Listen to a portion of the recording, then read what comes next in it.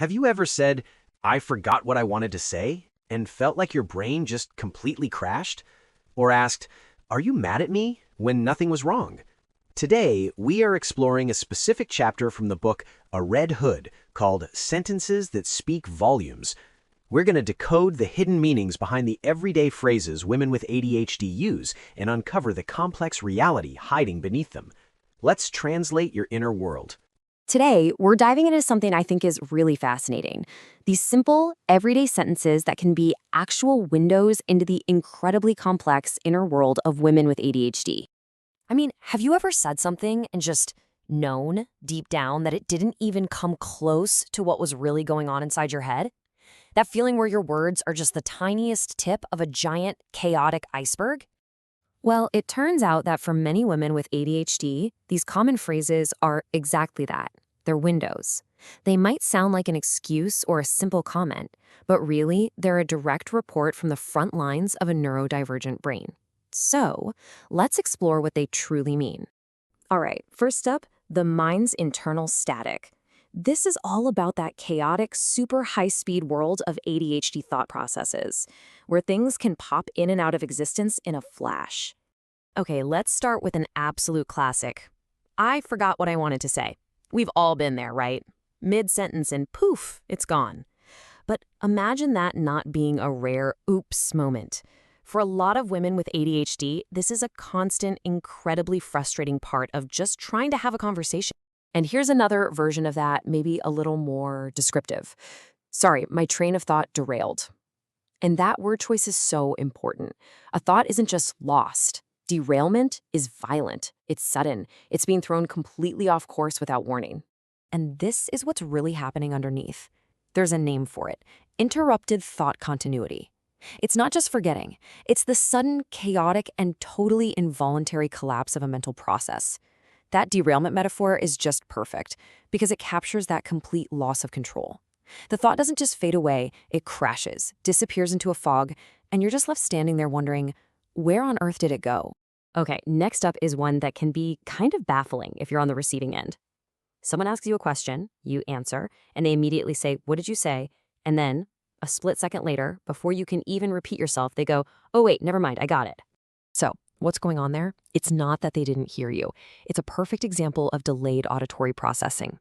You can think of it like their brain is a computer that just needs an extra second to buffer, to load and decode what it just heard. That automatic what is basically the brain's clever way of hitting the pause button to buy itself that one crucial second it needs to catch. All right, section 2, the intention-action gap. Oh boy, this is a big one. This is all about why knowing what you need to do and actually doing it can feel like two completely different and often disconnected worlds. So you'll hear things like, "So sorry for the late reply," usually with a ton of exclamation points. Or maybe, "Yes, I was literally just about to do that." These phrases, they're like little protective shields. They're apologies, sure, but they're often masking this huge, silent internal struggle. Because what's really going on so often is something called task paralysis. And let's be super clear, this is not laziness. It's a state where the barrier between intending to do a task and actually starting it becomes this massive, insurmountable mountain. You can stare at a simple text message for an hour, knowing exactly what you want to say, but your brain, it just won't let you start. It's an executive dysfunction thing, and it can be absolutely agonizing. And this leads to this wild paradox, the feeling of, don't tell me what to do, but also secretly, please someone tell me what to do. It's this deep internal conflict. On one side, you've got this fierce desire for autonomy, this almost allergic reaction to being ordered around. But on the other side, there's a desperate need for guidance and structure, because that task paralysis is just so debilitating. It's a constant, exhausting tug of war. And speaking of paradoxes, how about this little gem? It's kind of funny in a really, really frustrating way. The medication paradox. Step 1. To remember things, I need my medication. Step 2. But to take my medication, I need to remember. It's the ultimate catch-22, right? The very tool designed to help you requires the one function that's not working properly to begin with. Okay, so we've talked about the internal stuff. Now, how does all this play out when interacting with the outside world?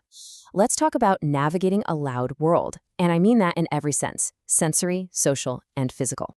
So you might hear things like, "What do you mean, what noise?" when someone points out the obvious hum of a refrigerator, or "I can't think when people are talking."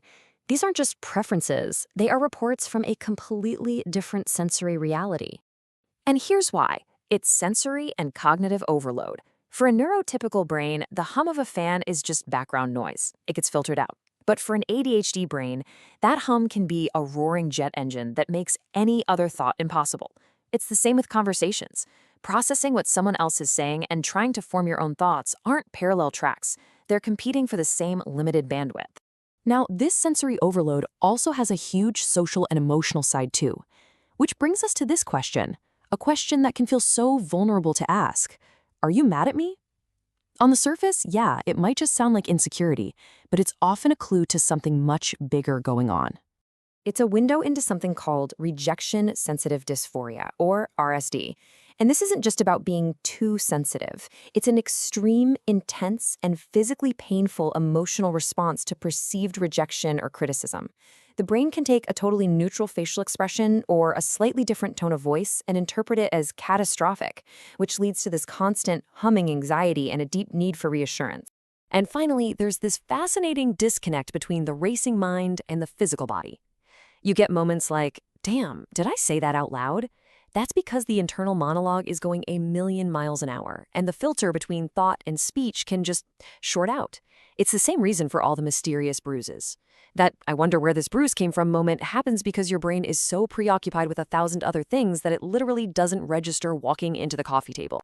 So, what's the long-term effect of all this? Living this way day after day. That brings us to our final section, the cumulative weight. This is about the emotional and energetic cost that builds up over time. Here is a sentence that will hit home for a lot of people. I have the expertise and equipment for at least 3 different hobbies, none of which I've done for more than a year. This is a perfect, poignant description of what's often called the ADHD graveyard of hobbies. And it's so important to understand this isn't about being flaky or lacking commitment. It's the dopamine chase. It goes like this. First, hyperfixation, an intense, all-consuming deep dive. Then, acquisition. You buy all the gear. But then the novelty wears off. That initial dopamine rush fades.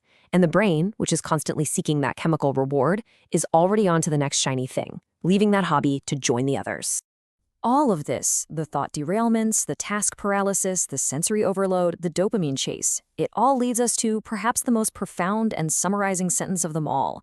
3 simple words. Existence is exhausting, and this is the core of it. The exhaustion isn't from any single task. It's the marathon of simply being. It's the constant, invisible, 24/7 mental effort of managing a high-speed brain, of masking, of trying to function in a world that just wasn't built for your neurology. So in the end, these sentences aren't just quirks. They are data points. They are invitations to understand a different reality. And it leaves us with a pretty important question, doesn't it? The next time you hear one of these phrases, what could we all learn if we paused and listened, not just to the words, but to the meaning behind them? Did those sentences feel a little too real, like reading pages from your diary? Remember, we only scratched the surface today. This was a summary of just one chapter from A Red Hood. There is an entire dictionary of these experiences waiting for you in the full book. If you want to stop just feeling these things and start understanding them, I highly recommend checking out the book or the free overview linked below. Don't just speak the language, learn what it means. Thanks for watching.